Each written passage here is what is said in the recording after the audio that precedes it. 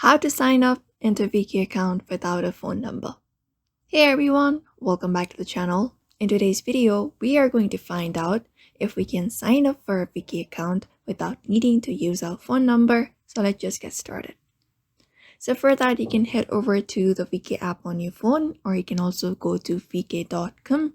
And once you're on the home page, you can go ahead and click up on the sign up option in order to create an account. So here you can clearly see we need to enter up our phone number in order to sign up for Viki. So unfortunately, it's not possible to sign up for a Viki account without a valid phone number. Viki requires a phone number for verification purposes. So you can't sign up for Viki with an email address or Facebook account.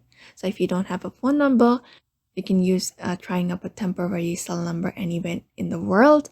So for now, if you already have a phone number, you can just go ahead and enter it right here and tap on type in your phone number, continue with the process.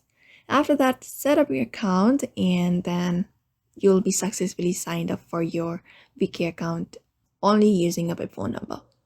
So for now, that is only the method we have right now in order to sign in into Viki. You can follow up that method of entering up your phone number in order to create a account. So if this video helped, don't forget to like, comment, and subscribe for more tips. And thank you for watching.